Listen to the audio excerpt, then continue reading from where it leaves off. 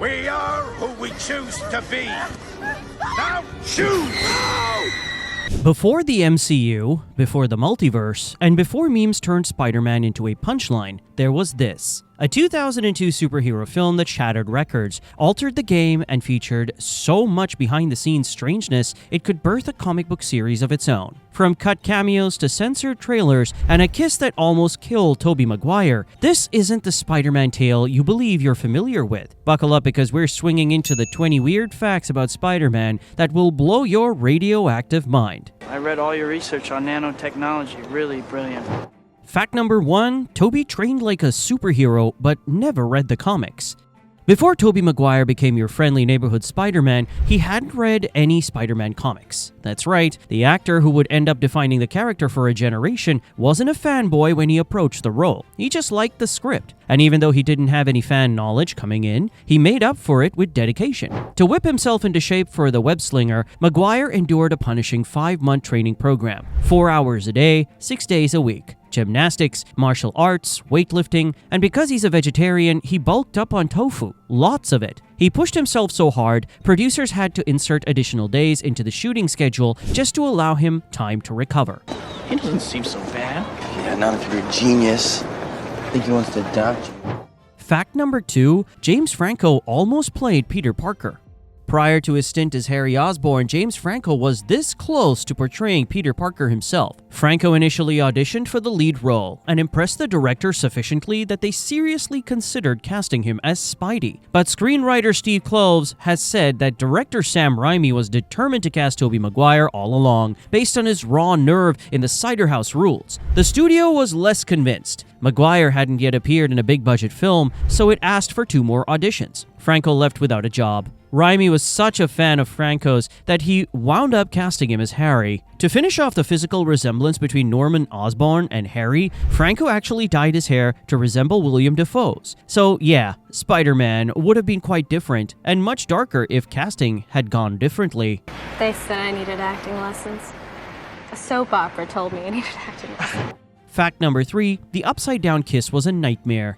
It's one of the most iconic kisses in film history. Spider-Man hanging upside down in the rain, kissing Mary Jane Watson in a dark alley. Romantic? Absolutely. But for Tobey Maguire, it was a near-death experience. Upside down and with water spraying into his face, Maguire was having a hard time breathing. The mask was pulled over his nose and rain in his sinuses, so each take was a strangulation exercise. In between takes, he was coughing, choking, and gasping for air while trying to keep the moment romantic and seamless. Kirsten Dunst, meanwhile, was freezing to the bone between takes, hovering over heaters to warm up as Tobey turned blue in the face above her. The final product may seem like superhero swoon material, but behind the mask was a very squirming actor. Love was not in the air. Water, snot, and a pinch of panic were. Fact number 4, the Green Goblin's smile was hiding a secret. William Dafoe's Green Goblin smile is outright nightmare fodder, chilly, smug, and cartoonishly nefarious. What nobody was aware of, though, is that beneath the pointed metal headgear, Dafoe was wearing dentures. Yes, for much of Spider-Man, Dafoe wore a full dental prosthetic to give Norman Osborn that perfect rich guy smile. But here's the weird thing. Whenever he transformed into Green Goblin, his mirror reflection still looked like Dafoe's own. More jagged teeth. This was no accident. The filmmakers made a conscious decision to expose Norman's bad side by using Dafoe's own smile. Less polished, more wolf-like, and much more terrifying. It was a quietly effective moment that introduced yet another layer of psychological duality to the character. Two-faced man, literally. So the next time you see that chilling mirror scene, pay attention. The scariest thing about the Goblin wasn't the mask, but the man behind it. Moving on to fact number 5, the costume made bathroom break a superpower. You'd think swimming through New York would be the hardest part of playing Spider-Man, but for Tobey Maguire, it was something way less glamorous, going to the bathroom. Spider-Man's costume was a design masterpiece, sleek, streamlined, and molded to Maguire's form like a second skin. And that's where they messed up. There was this one costume and no way out. No front zippers, no secret flaps, nothing. Complete spandex dependency. If Tobey needed to use the bathroom, the entire crew had to stop production to have 3 guys help him wiggle out of the suit, a process which took nearly 30 minutes. And best of all, it was a heat cooker in the suit. Between takes, Maguire would heat up, sweat like crazy, and need to take breaks just to cool down. So while Peter Parker was fighting villains, Tobey Maguire was fighting hydration levels and bladder control. With great power comes embarrassing responsibility. You're an amazing creature, Spider-Man. You and I are not so different.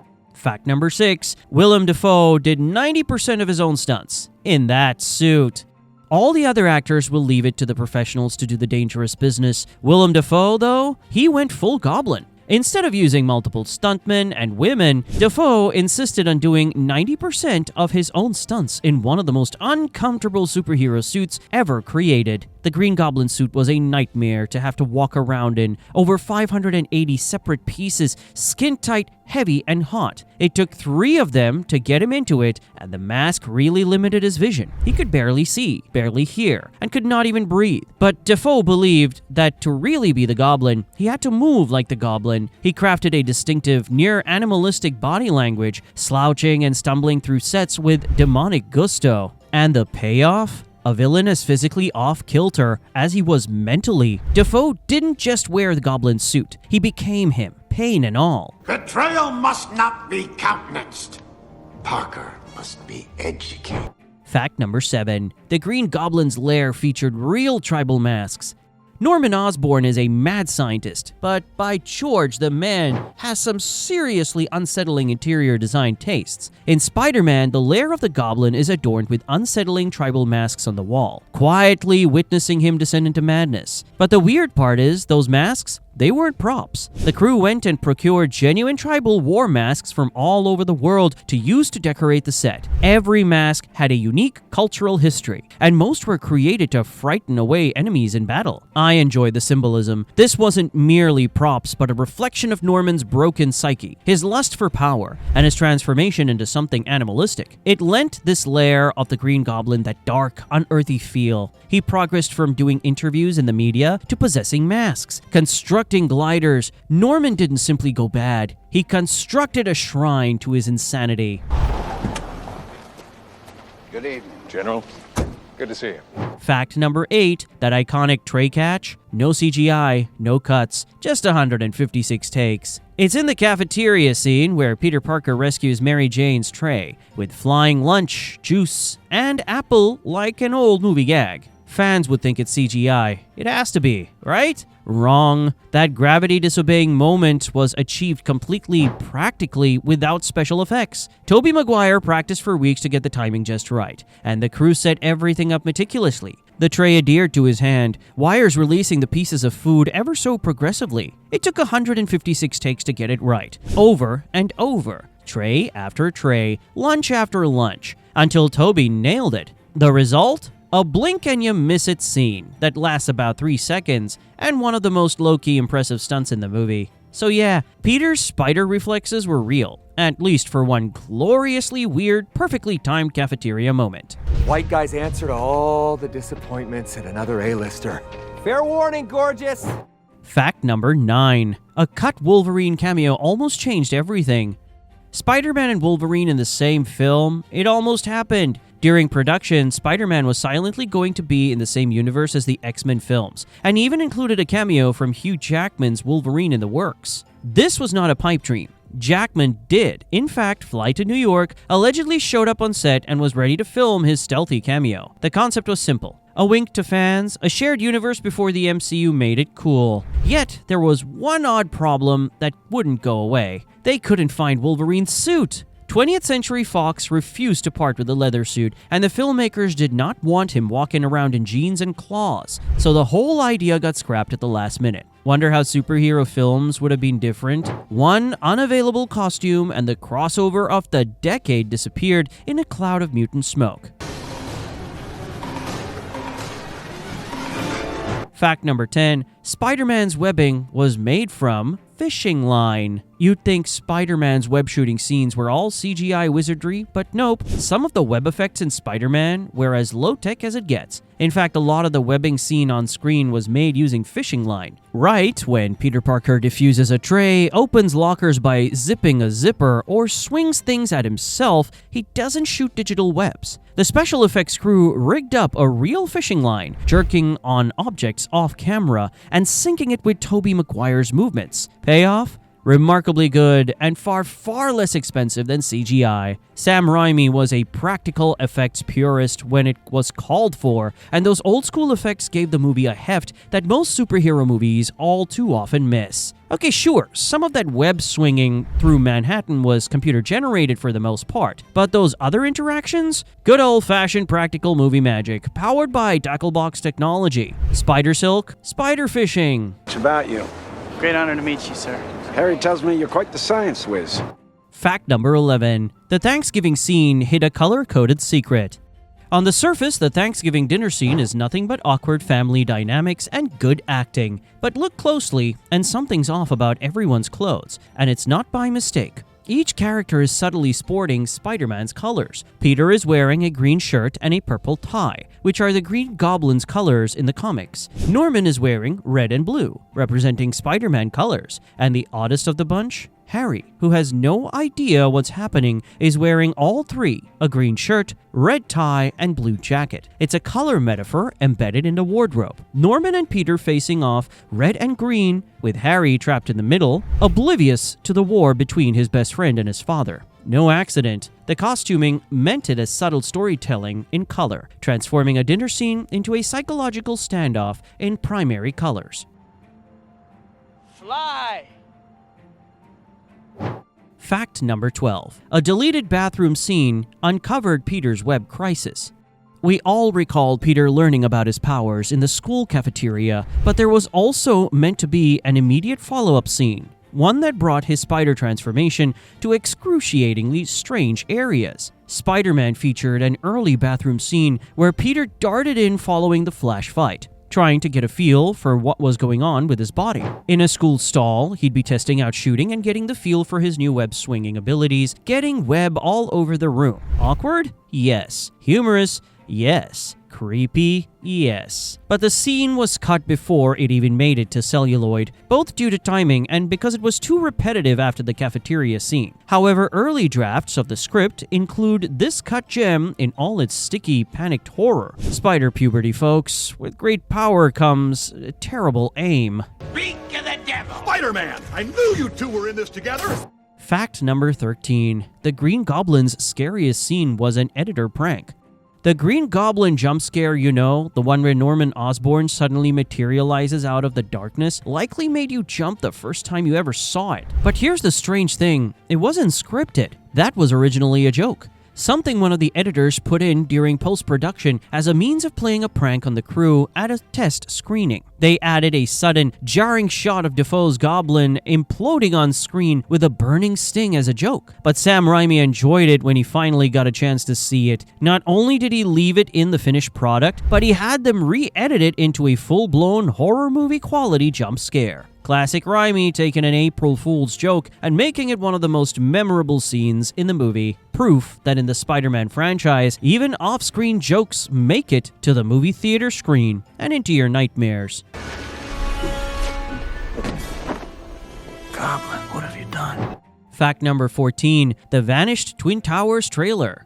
Before Spider-Man came out some time back, there was also a teaser trailer so big and so controversial that it was pulled from distribution. In it, thieves are shown getting away with their loot in a helicopter, which gets stuck in midair by a giant web between the Twin Towers. The fans loved it, but after the horrific 9/11 attacks, the trailer was immediately banned. Sony pulled it from theaters, incinerated prints, and even redesigned promotional posters featuring the towers reflecting in Spider-Man's eyes. What's even more bizarre? The helicopter scene was never intended to be in the actual movie. It was created for publicity alone, but because of the timing, the teaser became a pop culture ghost, a movie aberration that vanished overnight. It exists today only in digital vaults, a haunting reminder of how one of cinema's biggest icons was involved in a real-life drama before his story even began. Peter? Yeah? Are you alright? Fact number 15. Spider-Man's slight build, complete CGI transformation. One of the most memorable body transformation scenes in superhero film history is when Peter Parker wakes up with rippling muscles, marveling at his new muscular frame. But here's the weird fact. That thin Peter from last night, not Tobey Maguire. In the pre-transformation footage, the digital body doubles featuring a thin body were used, and then Tobey's head was digitally imposed on the actor's much thinner body. It was a full CGI face swap, decades ahead of deepfakes' time, used to sell the dramatic before and after look. And the weirdest part? Most viewers never saw it. The VFX team so smoothly integrated Tobey's face that it fooled executives, test audiences, and even some members of the production team. Next time you see Peter ogling at his new six-pack in the mirror, remember this. Those weren't his actual ribs last night. Just a very buff, anonymous guy with a superhero head. Yeah? Big change. Well, hurry up. You're gonna be late. Fact number 16. 4 Spider-Man suits were stolen from the set. You'd think Spider-Man's greatest threat was the Green Goblin, but during production, it was thieves. At some point while filming Spider-Man, 4 full Spider-Man suits mysteriously vanished from the set. These were not inexpensive Halloween costumes. These costumes ran tens of thousands of dollars and took months of designing and tailoring. They had lost those with production well on schedule. They beefed up security, but the suits were still gone until a year later, when police discovered them and announced that the thief was a security guard who worked on the lot. And he also had a stolen Batman suit from another set. Because superhero stealing was evidently his thing. The event made the headlines and provided the film's past with an unplanned criminal spin. Never mind superheroes' villains. In some cases, it's the guy with a key card you must look out for. Call the patent office, copyright the name Green Goblin. I want a corner every time somebody says it. Fact number 17. J.K. Simmons added a telescope, just because. J.K. Simmons as J. Jonah Jameson was loud-mouthed, quick-witted, cigar-smoking, and both terrifying and hilarious at the same time. But one of his most eccentric character mannerisms wasn't in the script. It was the product of a single trip to an actual newsroom. Prior to filming, Simmons visited the New York post office to get into character. There, he couldn't resist asking why the editor's office was filled with a massive telescope. No one quite knew why. It wasn't for stargazing or spying on Spider-Man, but it gave Simmons an idea. He asked the prop department to include a telescope among Jameson's office equipment. No dialogue, no reference to it, just there, spying. It was an intuitive addition to the character's presence. Paranoid, obsessive, always spying. Simmons added real-world weirdness to a fictional newsroom, and audiences have been rubbing their eyes regarding that background telescope ever since. He doesn't want to be famous, and I'll make him infamous. Fact number 18. The wrestler was a real wrestler by the name of the Spider. Early in the movie, Peter goes to a wrestling match to earn some quick cash and finds himself fighting a muscle-bound freak named Bonesaw McGraw. Who's portraying him? None other than Macho Man Randy Savage, real-life pro wrestling legend. But that's where the weird gets weirder. A few years before this cameo, Savage wrestled under the moniker The Spider. Yes, before wrestling Peter Parker, Randy Savage himself had a brief career in the ring using Spider-Man's secret identity in his own ring name. Meta, indeed. It is such a universal coincidence that it appears it must have been scripted. They have a wrestler, the Spider, battling Spider-Man, a cage match, as he literally shouts, "Bonesaw is ready." Savage not only acted, but apparently wrestled with fate, and perhaps copyright as well. I want to see the progress report on human performance enhancers. Fact number 19. Stan Lee's cameo was originally much bigger and funnier. Stan Lee in Marvel movies is business as usual nowadays. But in 2002, his Spider-Man cameo was fresh and groundbreaking. A one-off appearance at the World Unity Festival where he saves a kid from harm. That was not what was initially intended. Sam Raimi actually filmed a number of different versions of Stan's cameo. In one, he tries to sell Peter Parker a pair of glasses saying, "Hey, these are just like the ones they wore in X-Men." Another had Stan awkwardly picking up a woman and carrying her to safety. But after a few blown takes, Raimi scrapped it. Why? Because Stan couldn't stop laughing. They ultimately trimmed it down to the quick heroic rescue, but the truth is, Lee was nearly a full-blown comedic character. And knowing Stan, he probably wanted more dialogue. Excelsior, try extra screen time. $100. The ad said 3,000. Well, check it again, webhead. Fact number 20. Spider-Man's final swing took 8 months to finish. The final shot of Spider-Man, that legendary swing over Manhattan, culminating with Peter atop an American flag, is one of the greatest superhero endings ever put on celluloid. Underneath the jaw-dropping set piece lies an incredulous fact. It took over 8 months to film. Why? Because the shot was so intricate, it was truly at the cutting edge of early 2000s CGI. Spider-Man's acrobatics were animated, and he was composited with the digitally reconstructed skyline, and realistic motion was attained for the swinging camera by dozens of artists and hundreds of iterations. Even the camera movements were simulated to mimic actual human operators, starting off shaky at first, before smoothing out, depicting Peter gaining mastery over his abilities. By the time the scene was wrapped, film was almost locked. That ultimate swing of visual effects Hail Mary, served up right on time. It wasn't just a leap of faith, it was a leap through deadline hell. And there you have it, 20 bizarre, weird, and web-slinging little facts about Spider-Man that prove it was as zany to make as on-screen heroic. From stolen suits to excised cameo appearance and one outright cursed kiss, this film did more than launch a franchise. It rewrote the book on superhero mythos. So you thought you knew Spider-Man? Think again. Don't forget to subscribe, like, and stop by again next time for more secrets Hollywood tried to keep under wraps. Because sometimes the strangest stories aren't in the comics, but behind the camera.